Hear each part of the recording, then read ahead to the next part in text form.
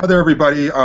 This is part two of healing from sexual trauma. We just ran into a little bit of difficulties and connection was lost on the last video. So this is going out now as two videos as a complete series. So for anybody who's just tuning in, just want to do a quick brief introduction of each one of us again. My name is David Bryson. I am the founder of Evolve Fest, which is a yoga festival on the East Coast in its ninth year. And that's me. Awesome, and I'm Elizabeth Zakheim. I'm a mother of soon-to-be two. I live in Los Angeles, California, and I'm very much interested in a re-spiritualization of mankind.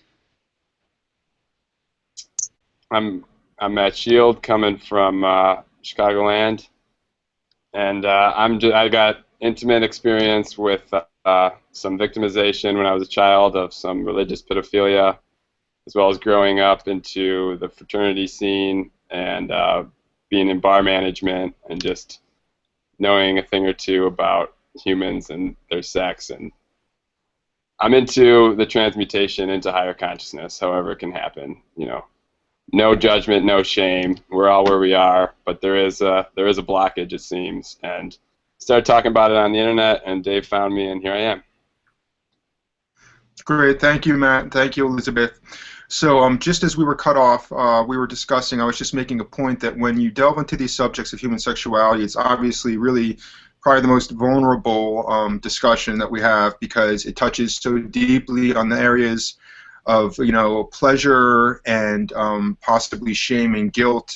There's a lot of judgment out there regarding sexual practice, and it's really important to keep in mind that when we're discussing sexuality, that you know, we have to approach it with a respect for the individual, and you know, the challenge is to be able to have a discussion about sexuality without triggering anger and hatred and reactions that arise from really any source, whether it's guilt or shame, or at anger because you know, you may think that somebody else is looking at you and judging you and shaming you.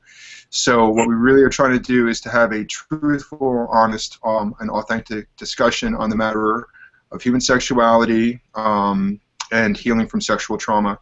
So jumping right back on to where we were before, anybody watching this, please search on our YouTube channel, or you can search through YouTube for Healing from Sexual Trauma Part 1 with us. We were about 15 minutes into discussion there before it was disconnected, and now we're just picking up here once again.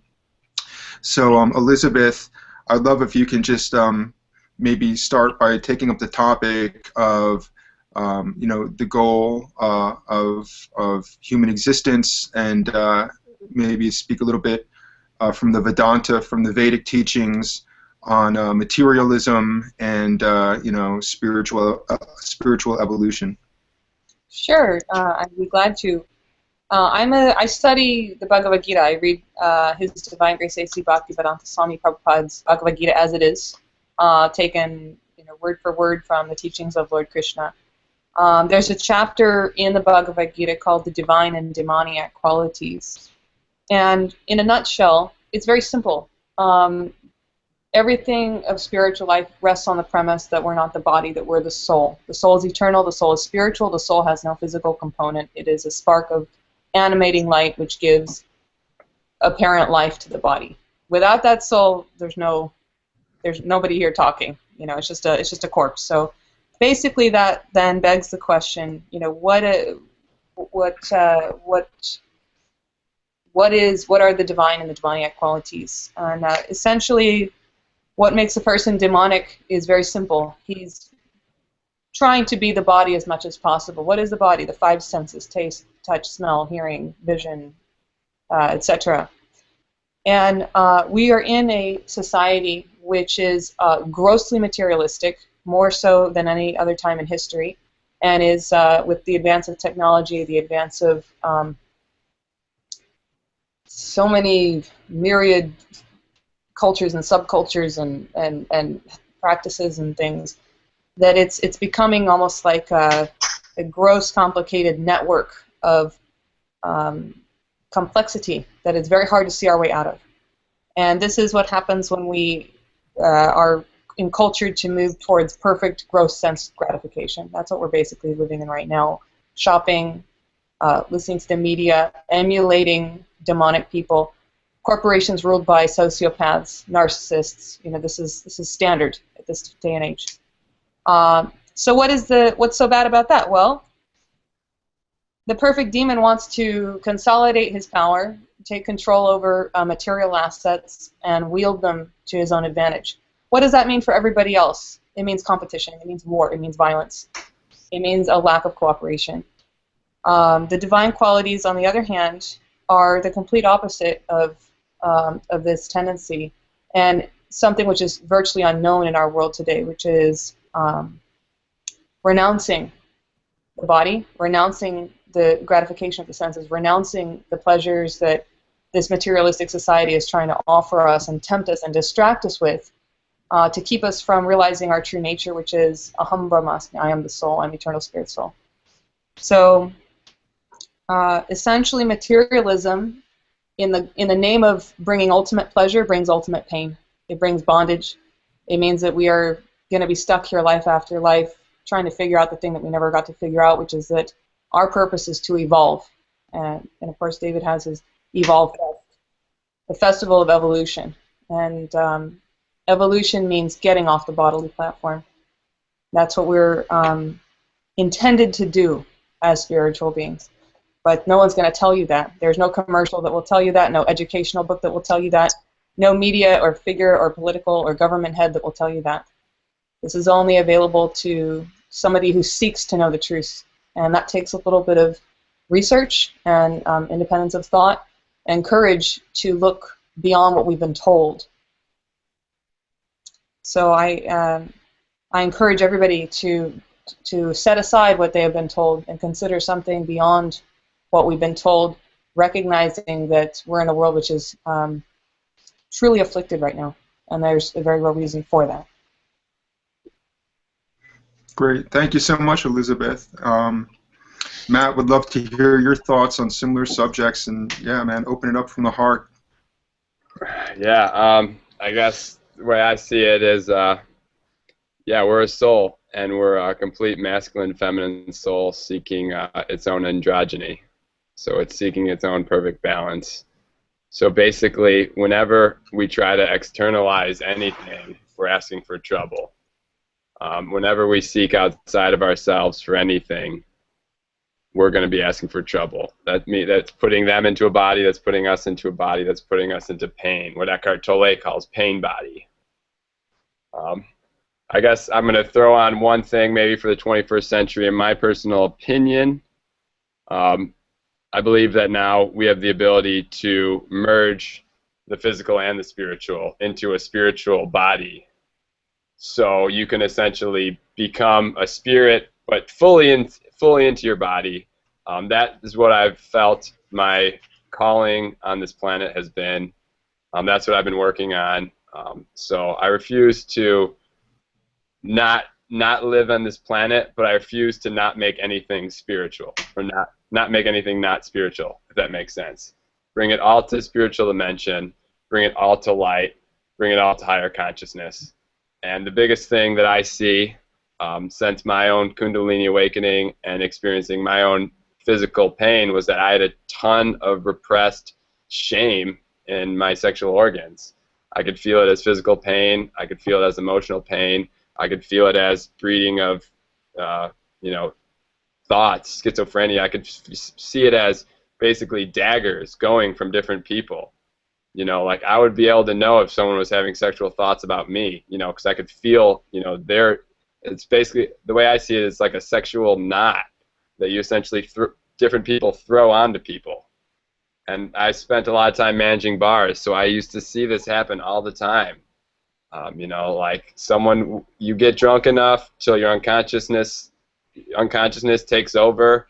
Now you're in like a delusional state of enlightenment. Then you just throw your pain onto someone. They get hooked. Bam, it feels like love. One night stand happens. La-di-da-di-da. And yeah, so goes around the circle. And that's what I see, 99% of the planet stuck in. Whether, really anyone. It's not about any sort of, biracial, straight, gay, anything. 99% of people are banging out of lust. They're banging out of a sense of inadequacy, and they're all trying to project that onto each other. And I feel personally inspired to take myself out of this game and to, instead of being a projection, clinging, lust, mind genital trap, it becomes an extension of hearts. And that's what I see the future of sexuality is, and that's what I see as the most important thing for my personal path to both master for myself and to allow to share with others. It's a nice distinction, the distinction between lust and what in Sanskrit is the word dharma, or right action or right duty. The dharma, for example, of a woman is to be a wife and mother. The dharma of a man is to be a father, a husband, the guide of his family. And that's the essential nature of those are just two examples. But we've taken lust and mixed it up with dharma, so that we acting on lust, which is the animal instinct. The animals are all ruled by lust. We then confuse the two, and we're in a culture which tells us to do so. Oh, it was love at first sight. That's not the Vedic way. For example, in classical India, if a marriage is to be put together, they determine the compatibility of the man and wife. Are they going to be happy together? Are their personalities suitable for each other? Are they going to get through thick and thin together? Are they going to raise nice children together? These are all considerations so that there's success on every level. You don't see any of that kind of consideration or foresight in the West. It literally is like cats and dogs in the street. Just like you were saying. And and we wonder why our society is going to hell in a handbasket. It's because there's so many aspects to life which are being completely ignored, and as a result, everyone's confused and lost in darkness, and just tumbling from one misfortune to the next. Everyone is unhappy. Everyone is suffering. These things are universal, and they don't have to be that way. But for there to be happiness and fulfillment, there has to be knowledge first, and that knowledge is what is missing. Yeah, there seems to be a dearth of just wisdom. If you look throughout human civilization, whenever philosophy and education and wisdom was extolled as kind of like civic virtue, whole cultures built upon the pursuit of higher principles. That's why I have such great respect for Mother India, because of the long-standing spiritual tradition which has benefited that society and really the world. And even the story of of your teacher is amazing, that within 7 years, I think from like 1963 to 1970, he basically brought the message of the Vedanta, the spiritual tradition of India, to the entire world. And it's really clear that right now we are in the midst of a massive global planetary awakening. The stakes are very high. There's a battle for souls. There's a battle for control of this planet. It's a tale of two cities. I like to describe them respectively sometimes as Babylon and Zion. Babylon essentially being the the city of the demonic energies, and Zion, true Zion, being the jurisdiction of the divine qualities and energies. And really, those two kingdoms or cities are within each one of us, because every day we are faced with choices, and every choice that we make is an act of self-definition. When we say yes to something and pursue a certain course of action, it's a moment of self-definition, of saying this is who I am and this is who I choose to be. And I like to look at it sometimes as like a sliding scale between like the animalistic or the bestial and the angelic, or the divine human. I do believe that we are here as the result of a divine intelligence. I do believe that there is a divine destiny for humanity. I don't believe that it's all by chance and the universe is absurd and meaningless and it's just all a fluke. I do believe it's a wonderful miracle of life and consciousness that's happening. And we're given perfect free will. and we are able to self-govern. That's really the point of it all, is to guide ourselves, but hopefully we are informing the choices that we make based upon true wisdom and love and compassion and insight, so that we do not make a shipwreck of our lives, but rather create a beautiful, celestial, inner kingdom, and just a beautiful life on all levels, wholesome, healthy, healthy in mind, healthy in body, healthy in spirit. And so this sliding scale between the bestial and the angelic, we have the choice every day. And the way that it works is that the habits that we create in our lives are based upon a consistency of continuous choices in the same direction. And habits are strengthened, and the further they're strengthened, the harder they are to break. Our ties to habits. We can all relate with habits. We've all got habits, but they say you can change a habit in 21 days. But the thing is, if we are making poor choices in any way, not just sexually, but in any way, that form, habits that are not, that are not ennobling, that are not, habits and choices that lift us up toward higher consciousness, which I also describe sometimes as angelic, then we are sliding down the scale to become like the animals. So here's really the predicament that we are in, is that by our own choice, we can become like the animals or like the gods.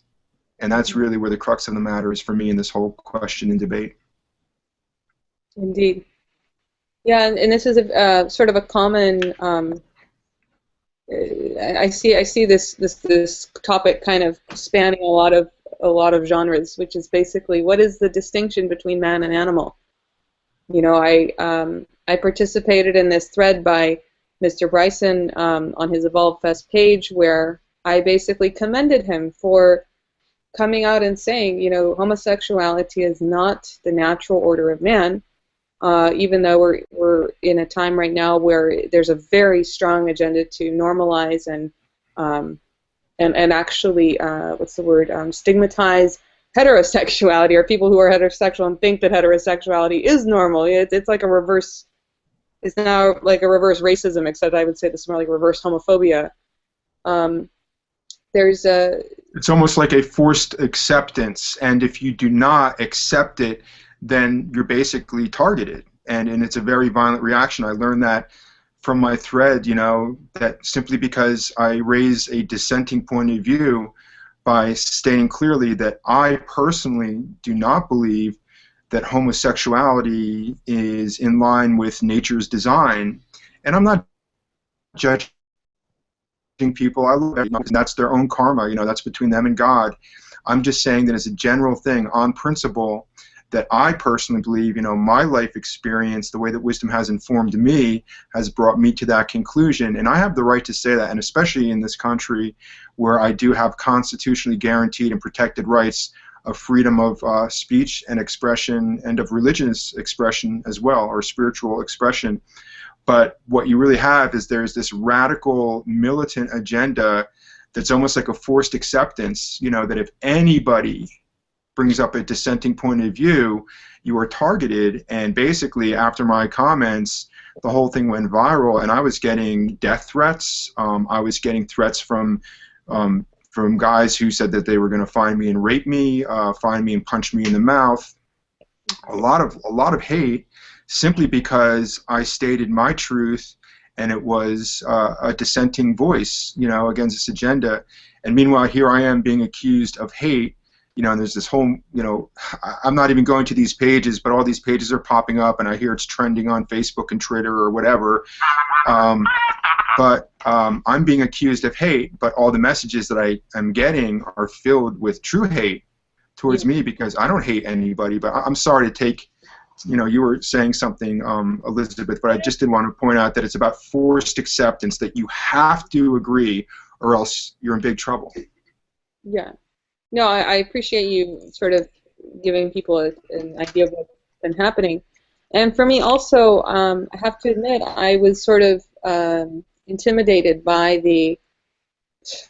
I know lots of gay people, yeah, and people who support that lifestyle. And I used to support gay rights and stuff like that. I came from an extremely liberal background. I was born and raised in Los Angeles. I went to an all-girls school where there were many same-sex inclined people, and and it was just very politically correct, and even I would say cool to be into this acceptance or whatever. But since I found Krishna consciousness, since I found Gaudiya Vaishnavism, and began to learn what the real dharma of man is, suddenly these things became clear that they were bogus. And so simply by acknowledging you, Mr. Bryson, on the VolFest page, same thing. I had around 170 people write the most hideous, vulgar, filthy, hateful statements to me, which made it clear that the very thing that these so-called politically correct people, fighting for the rights of repressed people, they've become the very thing that they profess to be trying to, prevent. Just like blacks who hate whites, and want black superiority. It's the same thing as the Ku Klux Klan setting out a lynch mob. And I guarantee if these people had seen me in person, I have no doubt that they would have physically attacked me, maybe killed me. It was that extreme. And it just goes to show that the tendency of hatred, the tendency of violence is so rooted in our consciousness because of that animal brain that we possess that it really doesn't matter what the target is. It could be a gay hater or a black person, whatever. It doesn't matter what the target is. The violence, fear, and hatred themselves are the problem. And this is again a deeper issue underlying all of these agendas. Is that how do you get people to follow you? Get them to turn their animal hatred onto someone or something. That's a really effective way to do it. Yeah. And that's really the issue here. What we need. What does evolution mean? Evolution means letting go of our false ego. It means letting go of our sense of this is mine, or you're in my way, or I'm fighting with you for this resource. Everything belongs to God. That's actually the truth. And we're in a world where you have a title with your name on it, and you own this vehicle, and you own this house, and this is yours, and this is your space, and blah blah blah. And it's all BS. It's not true. Actually, we're servants. We're here to serve. And we're here to serve the higher order. And if we do serve that higher order, we will find that happiness and fulfillment that we are all desperately seeking and cannot attain at this time.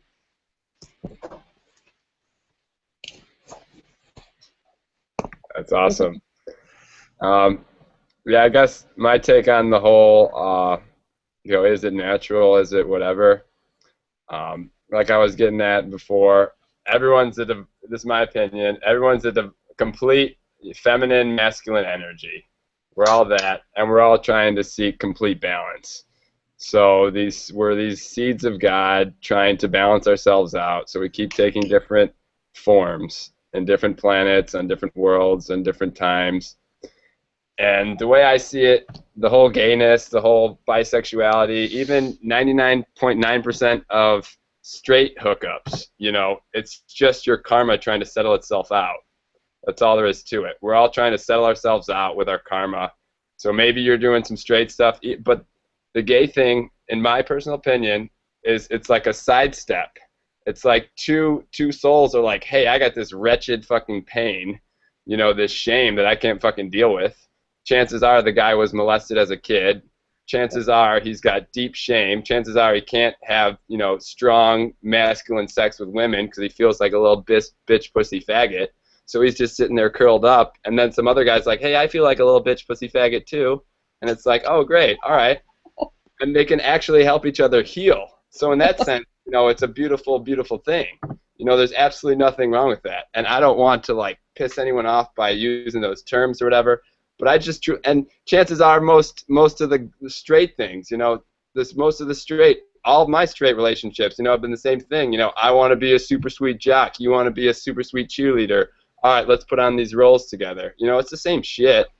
It's just we're all trying to put on these different roles till eventually we can get the energy to move. As I see it, you know, the angelic is the crown, the beast is the root.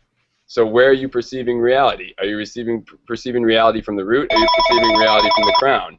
You know, it's all about moving the energy up, using your different partners, whether they, you know, be of your same race, sex, you know, whatever, to help yourself move your energy up so you can eventually open from the heart. And from the then you're getting into the divine relationship, you know, what one might call, you know, a soulmate, you know, a holy relationship. And in that sense, chances are it will probably be with an opposite sex. I would think, you know, but you know, whatever. Honestly, if two people could be of the same sex, transmute together, and just be like, hey, our hearts are open, you know, together. Let's just live. And in that sense, you know, whatever, that's cool too. But you know, there's a reason why, you know, you have to make babies with, you know, two different sides. There's a reason why yin and yang exists. There's a reason why that whole, you know, mentality exists.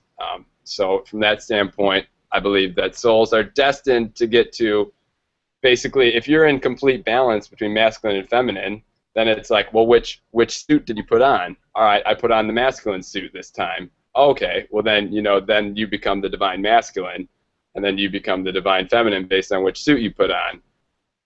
But that's just, you know, because, you know, to use physics. But at the end, we're all having sex at all times on all different dimensions anyways. So we're really just trying to get to that point of pure consciousness and love and acceptance through the heart. That's my opinion. Thanks so much, Matt.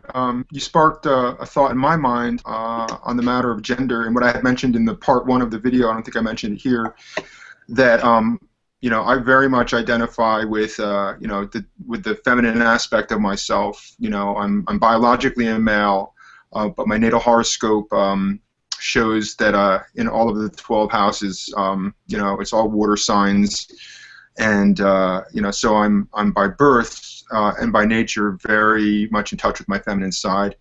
What I recognize is that in each one of us there it's all polarity play. All of existence is polarity play between the divine masculine and the divine feminine. And in that sense, on a spiritual level, we are androgynous, you know, because we're not defined as one particular sex, you know, because we embody all polarity within our consciousness.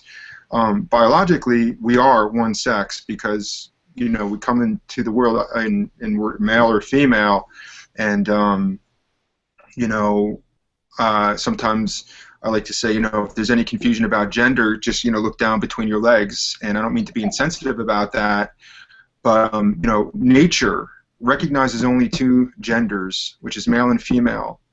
And the unique coupling of those 2 genders produces life, and it can't happen any other way. So there's a golden thread that happens through this polarity play when biological divine feminine comes together with biological masculine, and only that combination produces life. You know, there's other ways to get children involved. There's, you know, adoption, but I'm just talking about the rawest, purest form of natural expression in nature.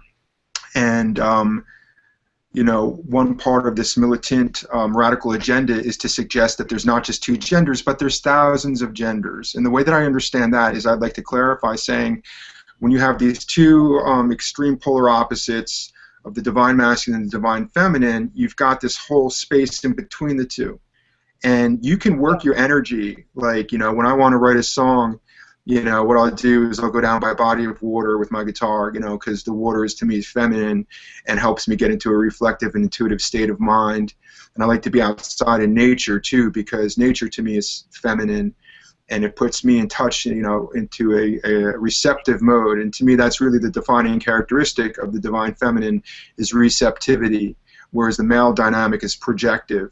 So, you know, when I want to write a song, I slide the scale towards the divine feminine here so I can connect with that energy and let the magic flow. When I have deadlines, you know, running the festival and things need to get done, like I can just focus on my male projective energy, and I'm sliding up the scale to get to the point where, like, I just, like, see what needs to be done, and I focus like a laser, and I just drive and I push through all opposition and anything that gets in the way, just boom, to achieve the goal. So my clarification would be is that there's not 1,000 genders. There's just 1,000 places you can be between divine masculine and divine feminine, but there's only two genders that exist that nature recognizes. And personally, I just simply disagree with redefining gender as a multiplicity, and I'm just a dissenting viewpoint. People are entitled to their opinion. They can, disagree with me, and I can respectfully disagree with them. But what's beautiful is that, again, in this country, First Amendment right of freedom of speech and expression was specifically constituted as a primary law in this country to protect people with dissenting viewpoints and unpopular viewpoints. So that's why lawfully we can certainly have this discussion, and if you people attack you for expressing a dissenting point of view, they're really moving into the mode of unlawful behavior, because it's a violation of rights to try to silence a dissenting viewpoint.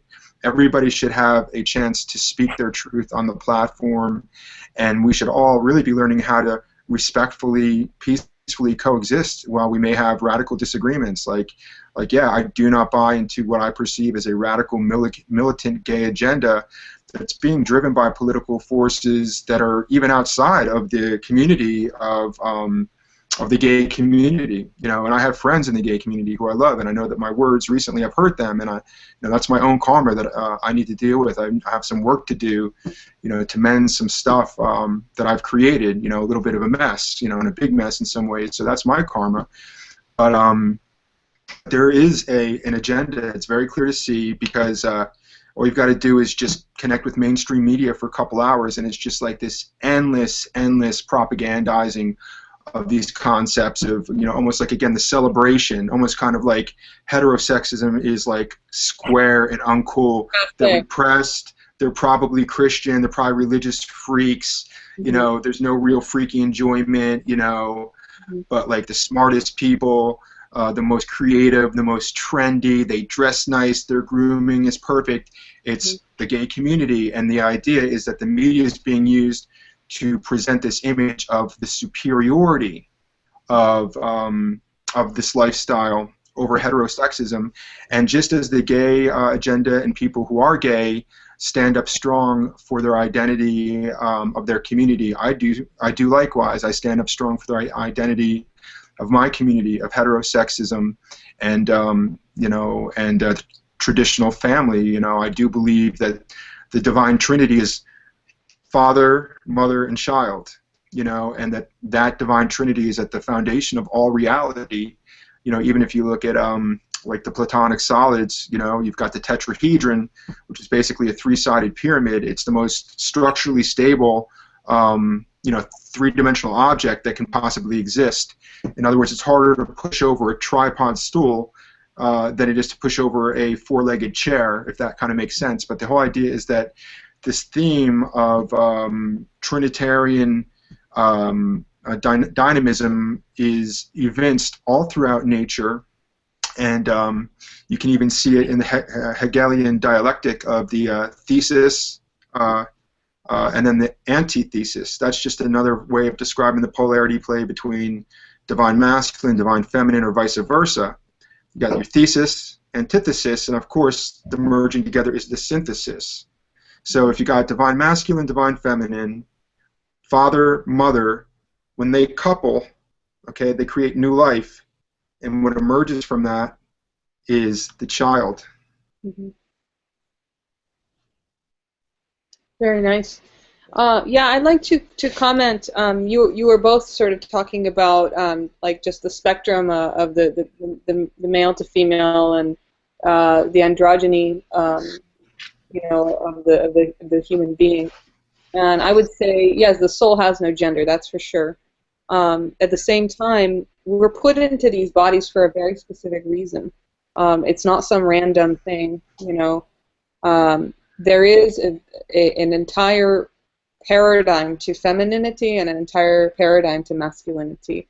And these, for example, Matt was talking about yin and yang, yin and yang. This is well known in Buddhism and in the Asian cultures, the balance between male and female, and that this balance literally creates every species in existence. You know, that is the key, is the seed-giving father and the receptive mother, you know, giving forth the life. So I think for homosexuality to become such a big, all-encompassing issue, the first thing that happened was that the archetypal relationship of male to female, female to male, had to be destabilized. And so, you know, we've seen, in the name of you know, equal rights, in the name of women getting to be in the workplace, in the name of women having the freedom to murder their own children in the womb, the feminine woman has been essentially murdered, and the masculine man has essentially been murdered. And now we have women who are dominant and men who are passive. And so it's not such a far push to then have you know, lesbianism, homosexuality, etc. Out of that, because, you know, when a woman doesn't know her own femininity, when she's being continuously pressured into acting like a prostitute, displaying her body, being sexually available to anyone and everyone, her sense of her own sacredness and her birthright to have a husband and to have children and to have a family is stripped from her, then you can easily control that woman, and you can easily make that woman a plaything for anyone and everyone. And it's something which I find perhaps one of the most on the list of the top most reprehensible crimes of mankind, you know, against its members, is that women have no protection. They have no guarantee of anything these days. I know so many unmarried women. I know so many children growing up in broken homes. The destabilization of the sacred feminine and sacred masculine are at the root of this, I believe. And I would say, in a sense, going head-to-head with homosexuality is not going to really attract people, because, as we've seen from this thread alone, people's minds are pretty much made up at this point. I think there needs to be an appeal to people's higher intelligence, which is, what is femininity? Like, because if you look at a feminist, she's not feminine. That's the irony. Feminists are not feminine. They're the opposite. If you look at the qualities of yin, wet, dark, quiet, introspective, inward, like the moon. You know, these are the qualities of women. Then if you look at the male qualities, he's solar, like the sun, outward, expansive, powerful. You know, these is how the two balance each other. And the woman's energy gives the man his inspiration, and the man gives the woman her inspiration. That's how it works. So, but we have now people who have lost their sense of either. In a sense, they're almost like neuter. And once you've neutered people, there's no meaning to life anymore. So we have a bunch of people who are living meaningless lives. Yeah, I'll pick up right there with the neutering.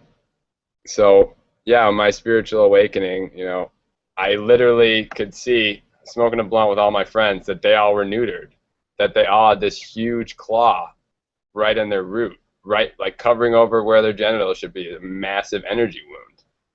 And yeah, I mean, society's been neutering us since the Egyptians. Since the Egyptians started circumcising, and then they brought it to the Jews, and then the Jews brought it to Western society, and now the Western society has brought it to America. Like, that deep trauma is what they play off of, and the men are neutered. They literally have this. Even if they're trying with all their heart to live from their mind, they have this energy wound that is constantly trying to cipher their energy back down into an animalistic instinct. Mm-hmm. And it's like forces you to, you know, like literally, I mean, I used to call it the dick demon, like straight up. And we used to make jokes around like the frat house. It's like, oh, I don't compulsively jerk off and watch porn because I enjoy it. I do it so the voice in my head shuts the fuck up. Like, and we were like joking, but we were like dead serious.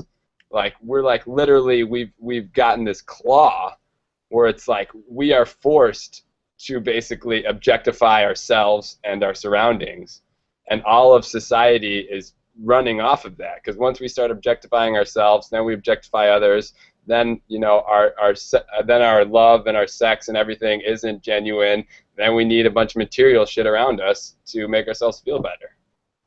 And I guess the only thing I have to say about the homosexuality and that stuff, everything's beautiful in my opinion.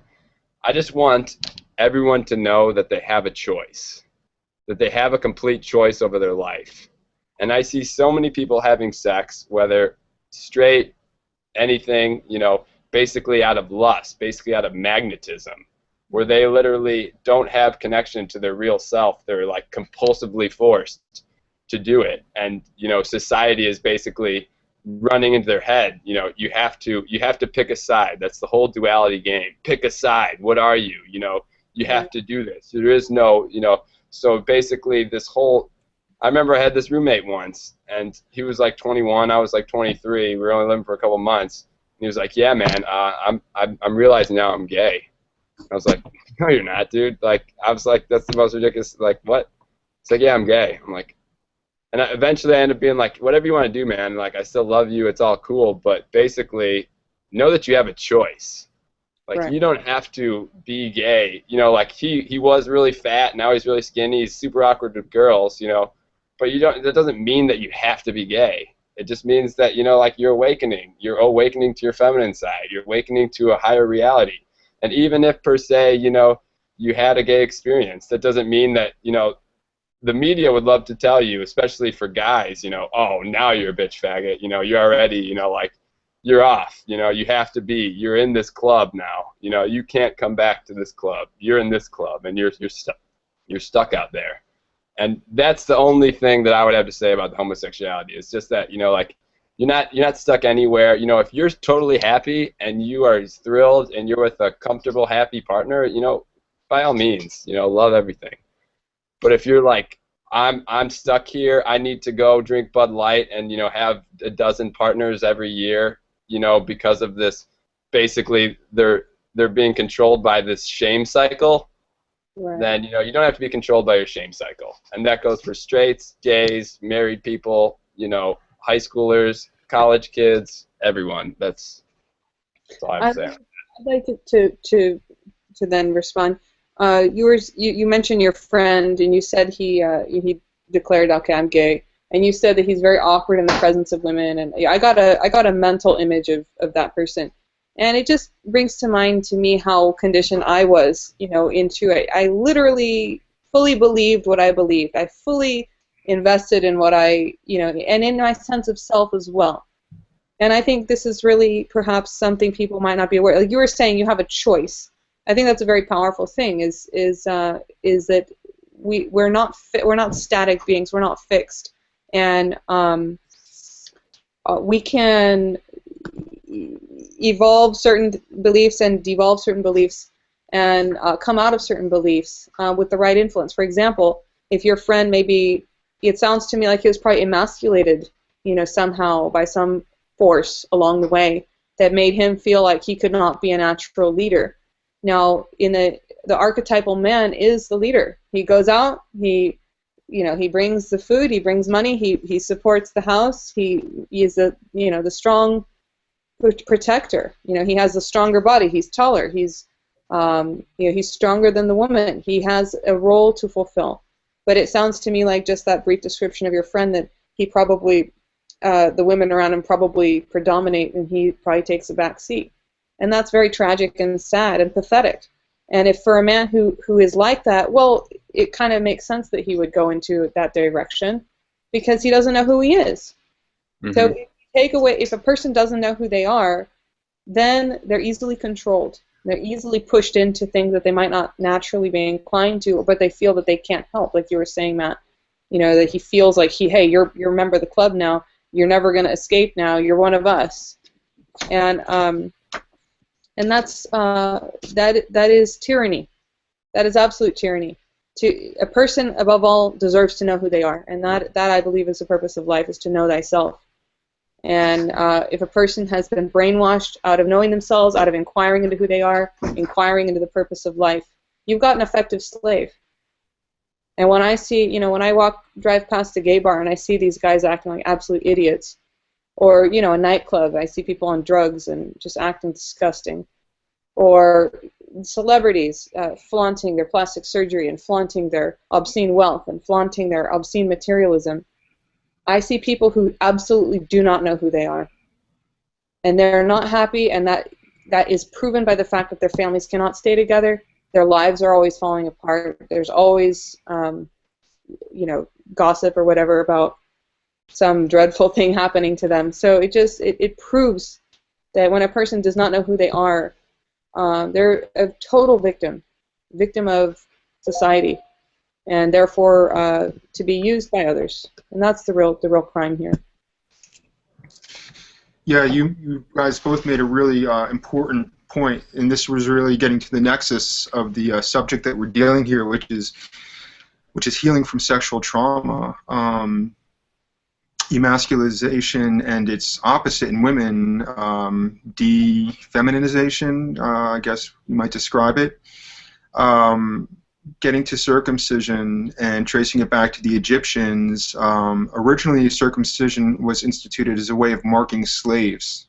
Okay, it's like putting a brand on your cattle or your chattel, and like a hidden brand. And if you had to know, what property belonged to who, you can, check and see, if somebody was circumcised. So it's a way of marking a slave, and on a deep psychological, spiritual level, for a male infant to have his foreskin, stretched and then cut with a sharp knife, I believe may be deeply connected to a form of emasculization, and is really the initiatory foray into deep sexual trauma. Like that's like the first mega event.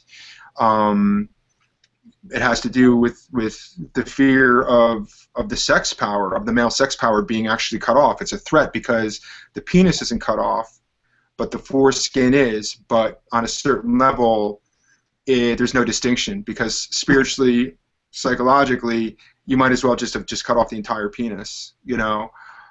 So I do believe that male circumcision may be related to some of the sexual trouble that we face as a species, and the trauma that arises from it. And likewise, everybody hears about male circumcision, but very little is known about female genital mutilation, which is very standard in many cultures, in a lot of African traditions, and a lot of Islamic culture.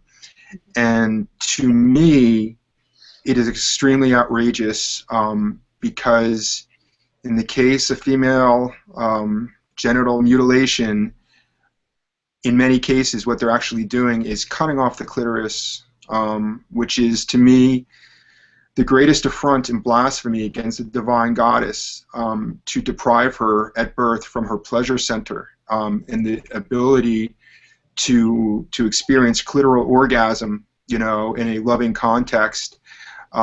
It's such a violation and a deprivation and a denial of the power of the goddess. And that's not to say that women who go through this cannot ultimately achieve orgasm, which is very complex in women. But again, getting back to, like, why the fuck do we even have these practices instituted in our species? Why are we cutting off the clitorises from our female babies, and why are we cutting off the foreskin off of our male babies? I want it to stop. Yeah, and again, this is, on one hand, there's the emasculation of men, the, how do you say, just the blatant violence against women. That's one side of it. The other side is, of course, the generational legacy that's being passed down again and again and again through pedophilia, through, for example, like, so I think circumcision is a very interesting topic to bring up, and it's something that I actually have been thinking about, because I'm about to have a male child, and I'm not going to be circumcising him, even though, my husband and I both come from part Jewish lineage. We both very strongly feel that this is barbaric and wrong. But basically, I would say on a more expanded view that these are ways in which we indoctrinate our children to have fear, to live from trauma and pain, and a sense that they're not safe. And it starts literally from birth, in these two examples. So we have an epidemic of people growing up literally from birth, not feeling safe, feeling afraid, and remembering the pain and the torture. So the natural capacity of man is to love and to be from a state of love and peace and creativity and cooperation with others. These are our natural propensities. That's intelligent man. When you take that away and force a child from birth and victimize that child through domination, subjugation, telling them who to hate, what race is okay, what race is not okay, etc., etc. This is reinforcing the generational curse of violence, hatred, and conflict, and it all needs to stop if there's going to be any possibility of a reunion of mankind. Yeah, I'll throw in this 2 cents. Circumcision was brought to America in the 1870s by Victorian priests, saying that it would be a way to help control, what do you call it, jerking off in the teenagers. Well, no shit. I mean, they're freaking hurt. They're shamed. They're not gonna freaking touch it. Even if their dick doesn't physically hurt, they have the energetic wound and all of the religious dogma around it. I remember the first time I had a lot of drunken sex because I had so much shame. And then when I tried to bring it sober, it was like, fuck, the first time I damn near had a freaking panic attack because of all this religious shame. Being like, I'm going to hell for this, like, you're not going to marry her, la-di-da-di-da, like, just this total war in my head of, like, I was programmed that, like, God forbid I have a good time, God forbid I bring anyone along the way. And I think that's a huge thing about society. And so then because everyone's got that, they push it all into, like, the side. So sex is this thing that we, like, keep in the dark. And it's like, oh, only, in these times, these places, with this stuff, and, it can't be, and it's like, everyone's got this, like, paranoia about it. And even if they don't, so then they got the paranoia, or they got the opposite of it, which is they don't have the healthy shame. There's a healthy shame that allows you to just know who you are and know yourself as a being.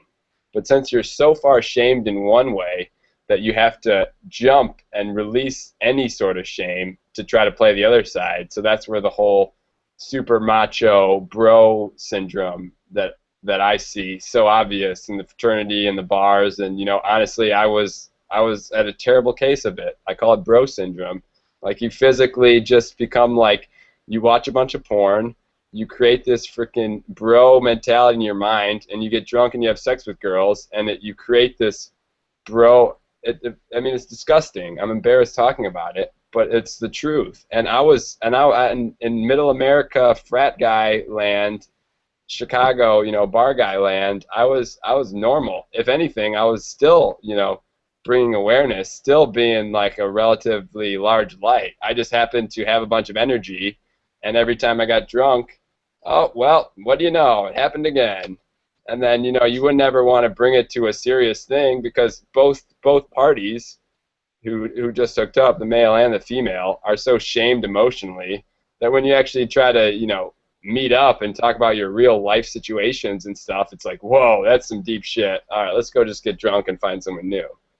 And that's becoming like a pattern in all of society, and it's leaving us, yeah, like we've been talking about, Liz been talking about. Then you're controlled. Then you need to have that Gucci watch. Then you need to have $150 to go to the club. Then you need to have all this shit because you can't have, because love first starts within. So if you don't have first love within, there's no chance you're going to find it with someone else.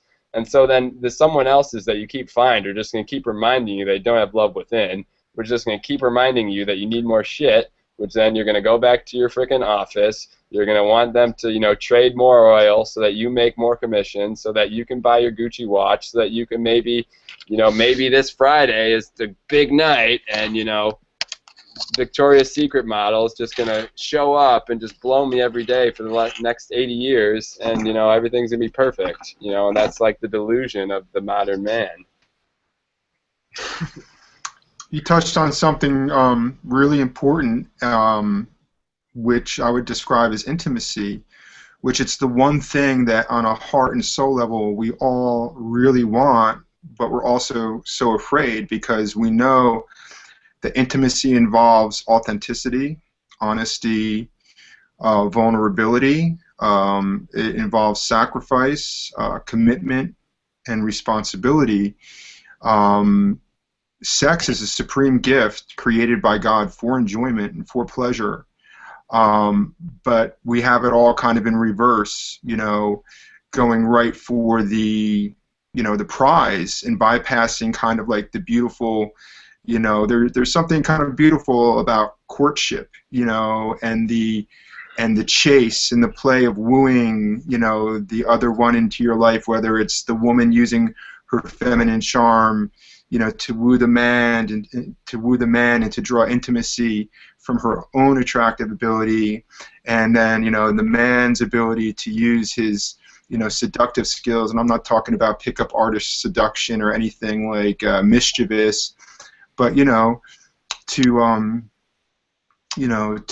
open a woman's heart, which is a skill that nobody can teach you, and it's probably the most challenging skill that any man can ever learn. And I don't know if there's any complete learning of it, because the woman is, you know, infinitely mysterious.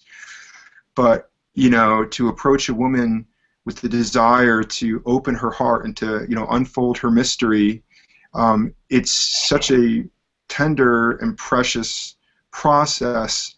This is what intimacy is all about, and this is why, you know, we can't interface on these various levels. It's easy to become unconscious, like we make a decision, like, hey, you want to drink? Let's, you know, both drink, and it's all fun, and we talk, and the social lubricant, and, you know, that's all great and well and good, but part of what we're going for is to attain a certain level of unconsciousness by choice, by deliberate choice, so that we can then engage in this gift of sexuality without any of the other aspects that are, you know, ideally supposed to be part of it, you know, like real intimacy, you know, the bearing of one soul to another. So I think that's really important to keep in mind in this whole discussion is our fear of intimacy, while at the same time it's what we all want more than anything else, is to be seen and to be understood, and then to truly see another and to understand them. The other point I wanted to make is the porn cycle and its connection also to the pleasure cycle. Let me start with the pleasure cycle. So any one of us is potentially gay, bi, transgender, any of this stuff. We're not born this way. We are born with perfect freedom of choice. We can become anything that we want to be. I think part of what gives us an orientation has to do with some of our most early experiences where we are sexually stimulated, either psychologically or even direct, you know, genital stimulation with physical response, and the pleasure that arises from that. Now, you know, if you're a young child and that, you know, direct, let's say, genital stimulation and pleasure is coming from, let's say, you know, a male, you know, family member, what's going to happen is that the brain, you know, the brain is malleable, and especially in the child, it's so, you know, the imprint can be very, very strong, the sexual imprinting. So basically, you know, if a soul's first experience with sexual stimulation is with somebody of the same gender, then it makes perfect sense that, you know, they will continue to kind of like direct their lives in that way. They've associated the sexual stimulus and response with same gender, and that would go a long way to explain, I think, what we're talking about here. So I just wanted to make that point that we could be anything, and this kind of ties into my next point, which is that you may not identify as gay, but let's say you make a choice to begin to watch a lot of gay porn, okay? And obviously you're watching men who are both on the giving and receiving end of very powerful sexual stimulus. You see men who are being pleasure givers to other men, and other men receiving that, and you can see their pleasure response, and that's going to have a direct effect on the viewer. I don't care if you're male, female, or whatever. It's a highly sexualized environment, especially in the context of a porn movie, let's say, and that can also, in a sense, create that association where you can literally, you get off on it, you become attracted now because you have responded on a spiritual, soulful, emotional, psychological, and physical level with the stimulus that you're seeing. So the porn cycle can be a dangerous one, and it goes back to a story I remember of Ted Bundy, who was one of these first high-profile American serial killers, and before he went to death row, and he was eventually executed, I think, back in the mid-'80s or so, he did a couple interviews and was very frank. He, came to peace with, what he had done, and, found some kind of peace with God or whatever, and was really frank and opened up. But part of his story was like, so basically, like, the descent for me was, I was a porn addict, and I would just, like, wear it out, the conventional fetish stuff, chicks, the conventional hetero stuff lost its appeal. I needed something more hardcore, so then, moving into gay porn because that's more taboo or whatever, so it's more like rebellious or taboo, and like, you get off because, the normal stuff, it's like white bread, and I've actually, I remember reading in a chat room, it was actually in a comment section of an article that I was reading where a guy said that he literally chose to become involved with homosexual, sex because his girlfriend was too white bread, and he felt like, the beast, like he wanted to be with like beastie men who were really rough and hardcore because he felt like he couldn't enjoy sex with his girlfriend because it was too, as he described, white bread. So in this case, going from to for more titillation, and you hear the story all the time. This is the story of millions of people, and then of course, for some people, the gay porn gets like, okay, this is now white bread. I've seen it all. I need something harder. It's like a drug addiction, and this is where a lot of people actually began to seek out either pedophilia, child pornography, or even snuff films, where there is the connection with sexual abuse and victimization, resulting in actually the killing of the victim, because at that point the soul has become so corrupted that the sexual stimulus response, like in other words, a man can't even get hard anymore from hetero porn, from gay porn, but can only now get hard and have a sexual response from the hardest of the hardcore, which is child porn, which involves the rape and the deprivation of innocence and stealing innocence from a child and the sexualization of children. Either that or snuff films where you actually connect sex, which is the ultimate life-giving act, with murder, which is the ultimate death-giving act. So I just wanted to share those points as well. Yeah, that's spot on. I've seen that Ted Bundy interview too. He said that. He was like, the one connection that all sociopaths have is a deep, intimate relationship with porn. And I mean, it makes perfect sense. Like, it causes you to essentially fracture off your sexuality to the mental world.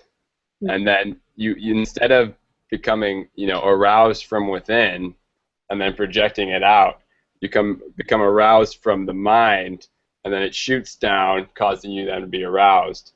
This is what's causing like a massive, fetish for all types. Basically, and all these, I'll bet you the vast majority of these people are circumcised or are from, you know, families, cultures that repress their sexuality in some way.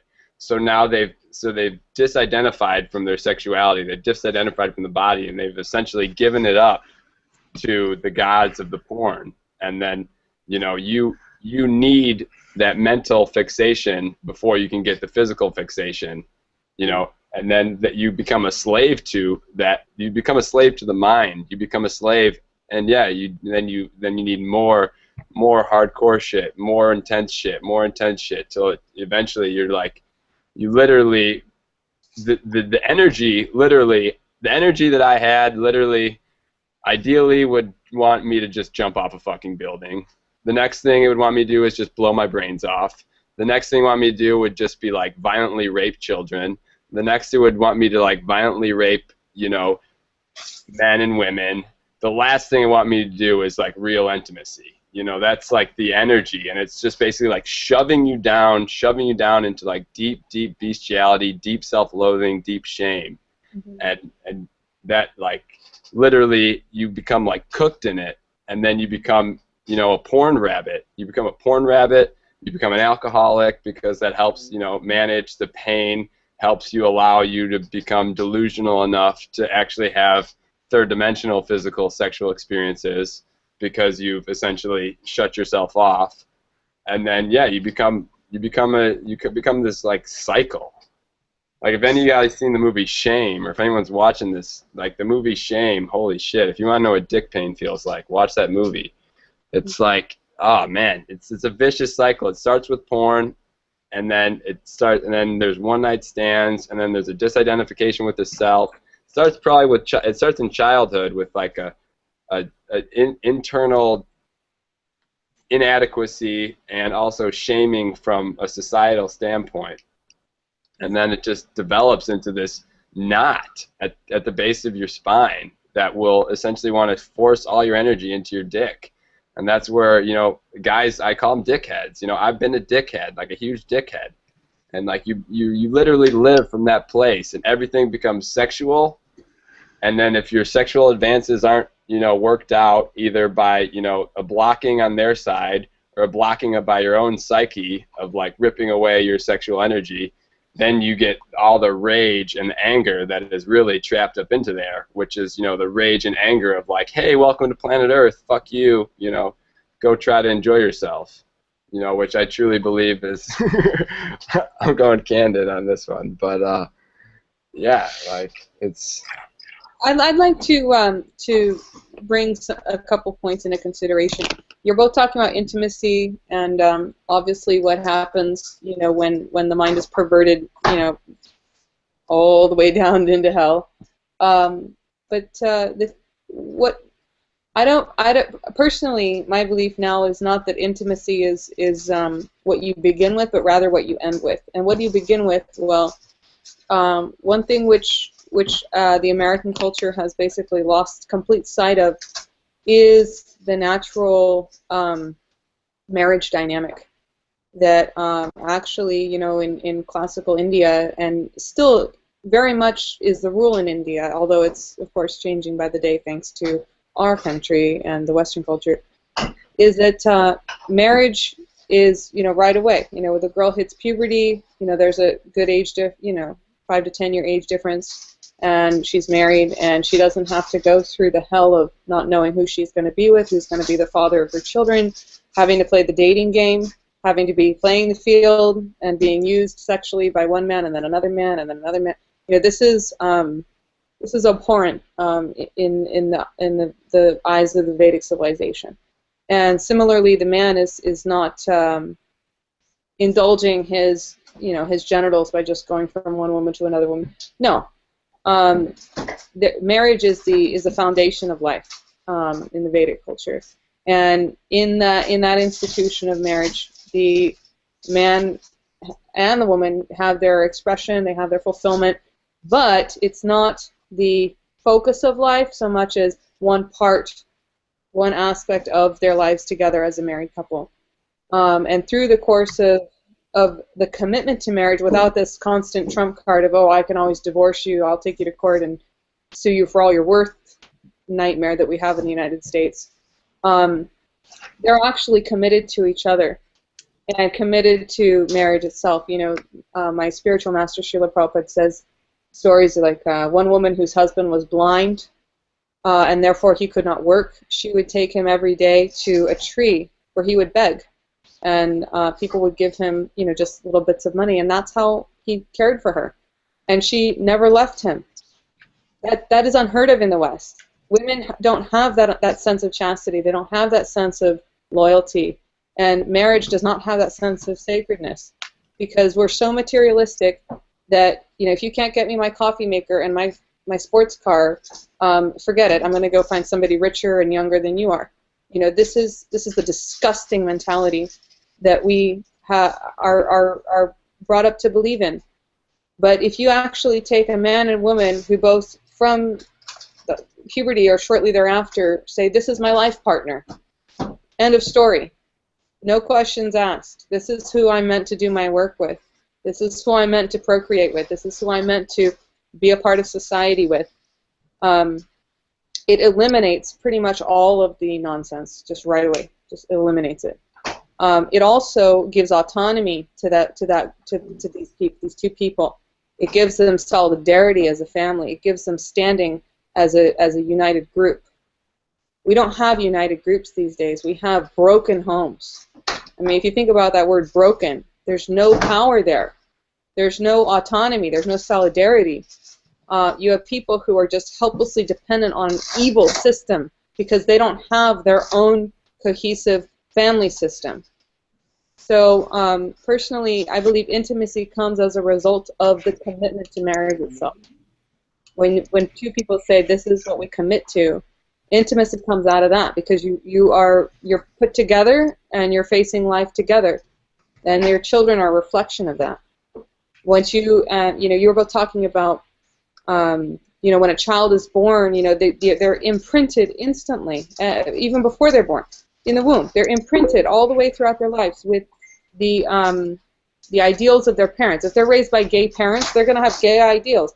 If they're molested, they're going to have a very strong chance of growing up to be pedophiles. If they are brought up in a Vedic household, they're probably going to be very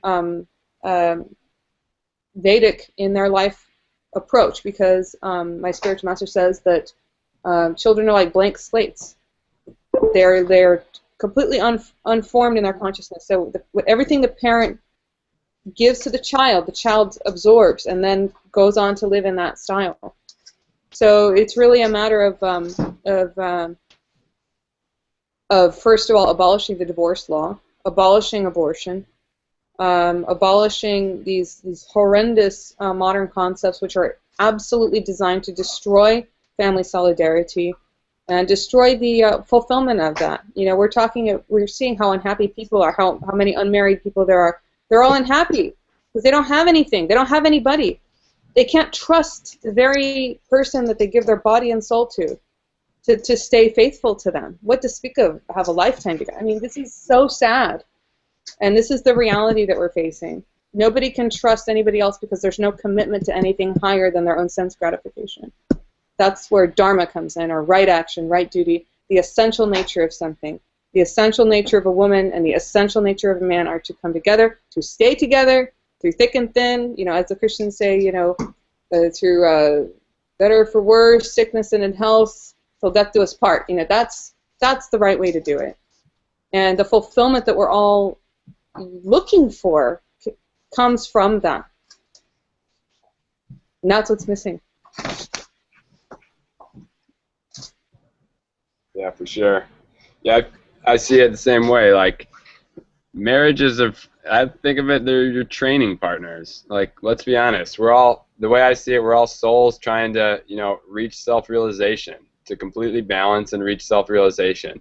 So the whole marriage, everything, you're a training partner. You pick someone to be like, all right, we're training partners in this evolutionary journey of life. So you take out all the nonsense of, how you should be, No, like, we're already there. We're being training partners. Now let's move on from here. We take out the whole, in the West, you still always have a little jingling. And and I'm an energetic nerd because I see everyone's energy. I don't see bodies. I see inside of them. You know, I didn't like this case of my own. You know, I hated myself for a while, but you know, it's beautiful. You know, I can see energy. I can heal energy. I can feel energy.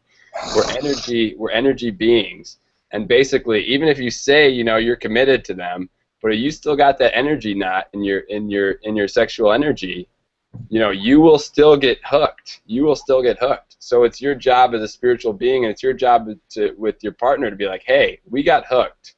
We're getting hooked. We are choosing right now to choose each other as training partners to learn how to move this energy so that we can just project love for each other, no longer be hooked by anything, and our love could be an extension, a beacon of light for the world to open up their own hearts. Because an open heart and full enlightenment is a continual orgasm all day long. So from that point, you're out of the lust game. It's like, oh, sweet, you know, this Victoria's Secret model will come fuck me. Who gives a shit? I'm already there.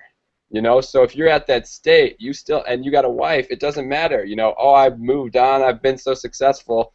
You know, you're not going to leave your wife just for some hotter chick anymore, because you've taken yourself out of that hook game. You're in the heart game, and you have a training partner, and you guys have accepted each other as training partners, and you will share that intimacy and reap the rewards, reap the benefits, which is actual real love and true caring. And then, you know, you can go on to the bigger picture of, you know, how do we open up everyone's hearts for, you know, because once you open your heart, you realize, holy cow, you know, my happiness is only a piece of the puzzle. If everyone around me is miserable, I'm going to be miserable too, because I recognize myself as a piece of everyone.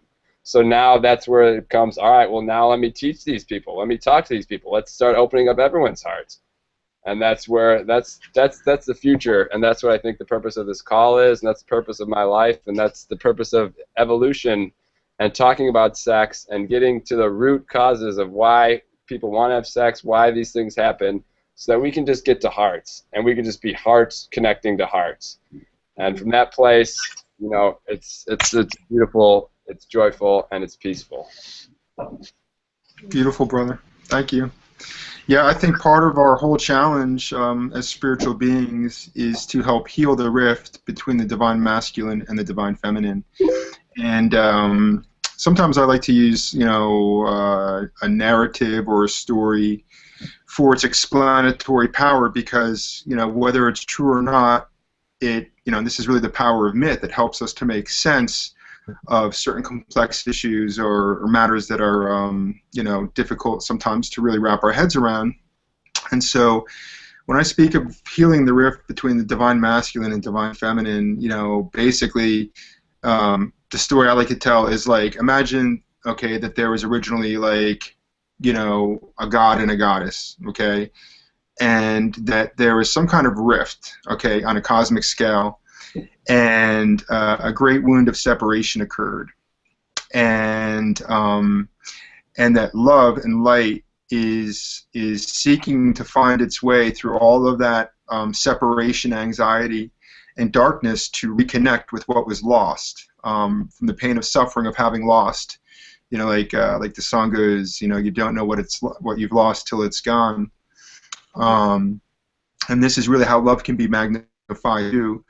How love can be exponentially magnified on a universal scale is through experience the pain of loss and suffering of loss, and then coming back with a greater appreciation of you know, what we have, and to preserve it.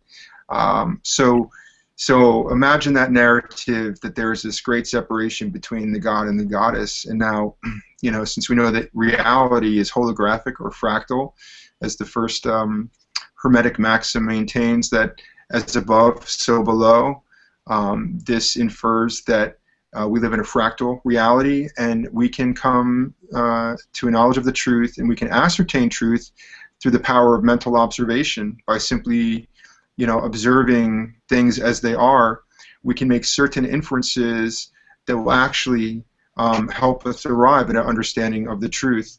So because we're just kind of like a smaller version of what's happening at a larger level in our human relationships, there's this great rift between the masculine and the feminine.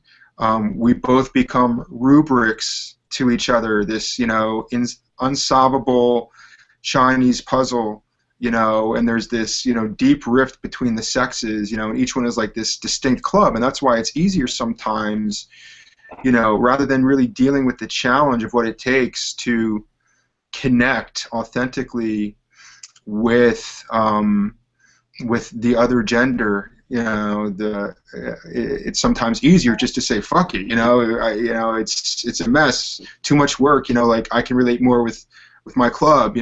Guys with guys. We like sex. We can give each other lots of sex. And just keep it like really in that sexual zone, because as men, we like to get off, and and we can help each other get off and have relationships. And women, in a similar way.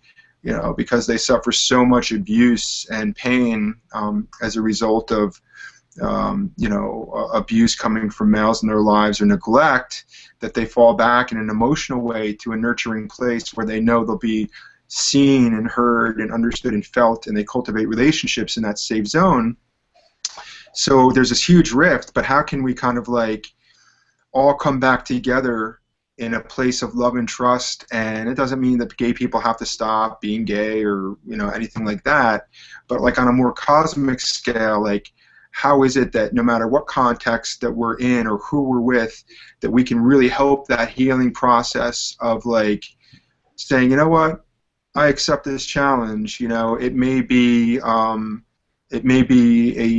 a formidable challenge to decipher this rubric, but I'm committed to it, and I'd rather figure it out in this lifetime, no matter how much penetrating thought, observation, listening, consciousness, love, and compassion that I need to bring into it. I'd rather do it in this lifetime rather than having to come back again and again and hope that one of these times, we can really get focused on the work at hand, which to me is about healing this massive cosmic rift between the divine masculine and the divine feminine.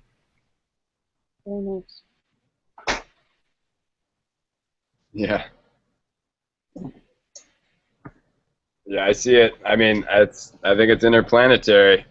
Maybe I'll throw off some people with my my truth here, but I've been telling my mom since I was a kid. I was like, I'm not from this planet. I've been traveling planets. Like I've I've felt I was a planetary consultant for since my whole life. Whether it was my own delusion or what. But I was like, I'm here on this planet to like fix the energy. I'm an energy mechanic.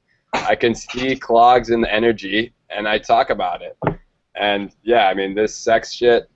I truly believe that circumcision and other forms of genital mutilation, that's been going on other controlled planets as well. I feel like I've been to other controlled planets with a similar story. It's a cosmic scale of basically masculine and feminine trying to meet in unity and love, and that's what all third dimension planets. That's the big trip of all third dimensional planets, which is basically to utilize the polarities. So anyone that's involved, any souls that are involved in this experiment, the big cog that they're going to throw in the wheel is to somehow try to dissect, divulge, and just confuse the sexual energy.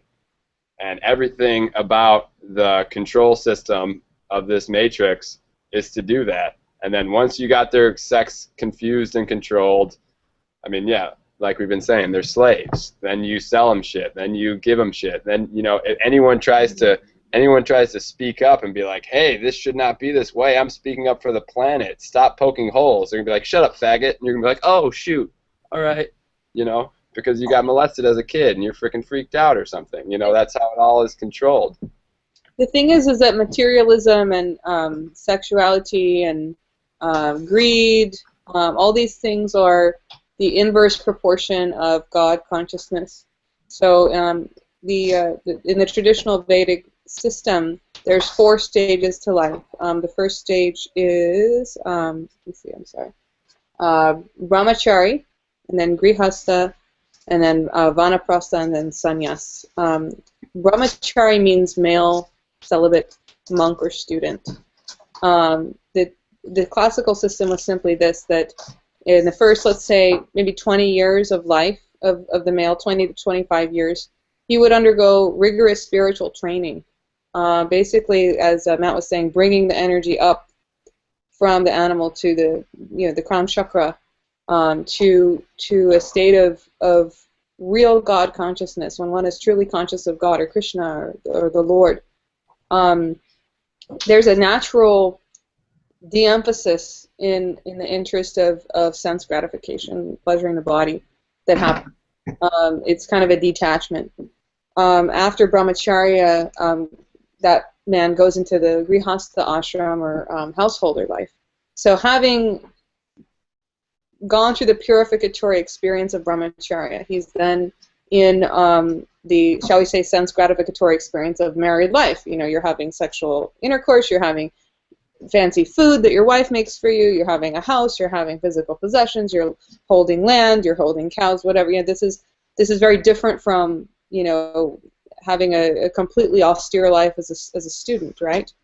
Then later after that is vanaprastha, which is the beginning of renunciation. It literally means going into the forest, living in the forest. And then the final ashram is sannyas, which is totally renounced. And in classical India, the sannyasis literally traveled continuously, had all their possessions in one bag that they held in their hand, and all they did was preach and teach God consciousness wherever they went, meaning they had zero connection to this material paradigm by the time they left their bodies. And what was the advantage of that? That they would be liberated from the cycle of birth and death ultimately. So you see there's a very beautiful breakdown of the life which we have zero knowledge of, zero practice of. And having, for example, zero experience of brahmacharya, our men these days, they're not like real men. A real man, it has a sense of detachment, of nobility, of honor, of right action. When a man preys on a woman, or like takes advantage of multiple women, that's not a man who's been trained properly. Because a properly trained man would never do that. He would not victimize another, like a woman like that. So there's the control factor must be there pretty much, ideally from the beginning of life. And that's another whole thing missing from our paradigm, which if it were there, our entire sense of our values would completely change. Instead of having sex for sex sake, sex would be to have the most incredible evolved child with the highest intelligence. That would be the goal. That's my goal. I have a daughter and I'm about to have a son. I chose my husband and I planned the birth of these two children very much with the intent that I want to have a child that's going to change this world. I want to have a child that is going to be a leader. I want to have a child who is going to uplift the fallen humanity. I mean, those are the things that really truly matter, in my view. That's important to me.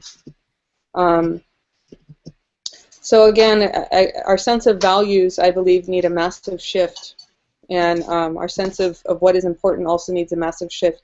And if that shift were to occur, there'd be a natural disinterest in the things which currently stupefy our minds and keep us enslaved, like animals in cages. Yeah, I believe in the reality of the advent of a culture where, rather than having it at the foreign center of, primetime television where the whole nation is tuning in to watch, a physical male undergo a sex change operation into a biological female, who, by the way, somebody had mentioned in the threads, did some research, and I think this is very important to consider, is the deprivation of the ability to achieve orgasm in, this post-operative state. But the point being that, that this is the national focus. In a sense, it's symbolic of what we esteem as most high. And it's, not so much an agenda being foisted on us by some kind of outside group. It's really a choice that we're making as a nation. It's what we want in a weird, bizarre, and twisted way. Because if it's not what we wanted as a culture, it wouldn't be on primetime television. And I'm holding space for the reality of Christed consciousness and Krishna consciousness and Christ consciousness descending so massively upon this planet, these energies, these divine energies, just pouring, descending from the Godhead and bathing this planet in radiant, splendorous divine light, that, like, primetime television will be about the most, it'd essentially be like the TED Talks of the wisest, most spiritually advanced, fun projects, totally like, the ultimate amusement park, like the most engaging, liberating, pure truth, and that everybody's invested in it because it's the most interesting thing. Like, why would anybody want to watch, weird, bizarre stuff, just, essentially an inversion of divine orderliness, when we can have, like, this total expansion, like, into this infinite space of possibility, with imagination being the force multiplier, driving the species into God wisdom, and God realization in ourselves. Really, theosis, getting back to that subject that we spoke about earlier, Elizabeth, is this, this notion of the divinization of the human being as, the end game, the end goal of evolution, is the advent of the divine human. So yeah, I believe that, we are going to experience that kind of divine reality, but it's not going to happen without us, contesting the presumptions of mainstream media and culture, because they roll in with a certain kind of narrative. It's all about competing narratives. And they roll out with their narrative, and there's a lot of people who are neutral and just and passive, and who are not well defined and well developed, in their moral capacity and in their higher, consciousness capacity, and they'll just assent to it. It's like silent acquiescence. Like, nobody will, utter a peep, because it's just what's being dished out, and the assumption is like, oh, this is what I eat because it's what's being served to me.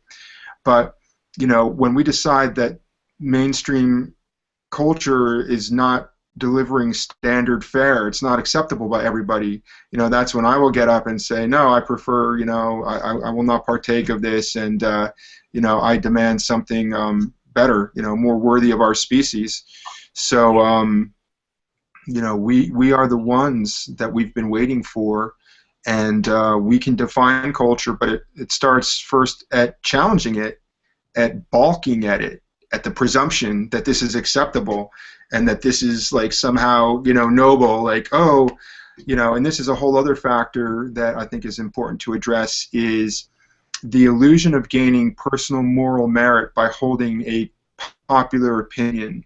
And I see this widespread all over, especially in the debate that we've been having on the threads on Facebook, that basically by holding a certain popular opinion, that you are considered a hero and a champion, and yet there's been no real sacrifice, there's been no real kind of Olympian level challenge or game. It's like literally nothing ventured, nothing gained. Without taking risk, without making sacrifice, there's no winnings, there's no prize. And yet we live in a culture that says, by simply agreeing with certain cultural conventions, you will be hailed as like an emperor and the most, celebrated, important being. So I challenge and I rebut that presumption as well, that nobody can legitimately gain moral merit simply by holding a popular opinion. But that moral development, and really when I say moral merit, it's about becoming a hero. Nobody gets to be a hero by simply saying, I think that this political viewpoint is right, and shame on everybody else who doesn't believe it, and oh, God bless us all, we're just heroes because we believe something. No, that's illusory. It's illusory. It's untrue. Being a hero means getting out there in the den of lions and saying, no fucking way. Not going to happen. No, not on my watch. The person who's taking that risk, and who gets, potentially eaten by lions, that's the hero. Oh, yeah. Very nice. Yeah, I mean, I agree. This area is where no one wants to go, and there's a reason, because it's being shoved underneath the door, and for anyone, thank you for listening to it. You know, and this is something that obviously us three feel strongly about, and it's as I see it, the crux of society. You know, if we take control over our own energy and heal our own division within ourselves, that's where we start our own pillar of light. And the more and more people that become a pillar of light, the more and more it won't even matter, you know, what they try to throw at us, you know, the governments or whatever, they'll just dissolve, because they'll be throwing stuff at people who are invincible. You know, our chakras are so aligned that we're receiving so much divine love from ourselves at all times that, you know, Katy Perry's going to get on the TV and try to, like, get me to, you know, feel like I need something. Like, are you kidding me? Like, I'm so freaking locked in. And that's the goal of myself, and that's the goal I feel like I want to teach people. I want to teach people, you know, myself included. You know, I have, you know, I want to make sure that I've at least, you know, made my own walk, and before I can, you know, talk, you know, because nothing worse than someone sitting on the sidelines being like, this is what it is. So I'm going through the walk right now. I'm feeling the deep emotional traumas. You know, we're having the tough conversations. But from these tough conversations, we can start to break up the stuck energy, which will allow us to live from our hearts more and more and more. And from that place, then we can just project an unconditional loving field. And that's the future. And from there, I believe, you know, everything that I want is at the bottom the bottom of my heart. So all I need to do is just bring all my energy up, and all my energy that I think, all my shame that I think I suck down there, bring it up, and all my pride that I think, you know, I'm so glorious, you know, bring that back down into just a pure, divine, healthy relationship with myself and my Creator and all beings. From there, you know, that's the future, and it starts one person at a time. And it's inevitable that once you have that experience, once you have that energy living from that place, we're all beings of love. You're not going to be living from your heart and then go want to take advantage of someone or go want to, you know, endlessly consume some nonsense. It just won't even happen. It's just not even. So the real war, you know, we're talking in terms of language, but the real war is an energy war inside each one of our energy modulators, aka our bodies. And that's what I feel like we're starting the fire of. Very nice. Well, thank you both very much for this conversation, and I can only hope that as a result, whoever has viewed can consider something beyond what the modern world has to tell them, and begin the process of independent thought. Beautiful. Yeah. Thank you, Elizabeth, and thank you, Matt. It's been a wonderful time together, and I'm sure that we'll get together again soon to discuss this some more. I look forward to sending out this video to the world and sharing it with others, and hope that some really deep healing can come from it, and understanding. I think it's really cool that we're ending this video right at 11:11 p.m. So I'm just going to take that as a sign, a cosmic sign, a galactic sign that it's all good, and, you know, lots of good, loving, beautiful things and healing between people will come from this. So until we see each other again, you guys, I love you very much. Namaste. Hare Krishna. Peace. Namaste. Good night. All right.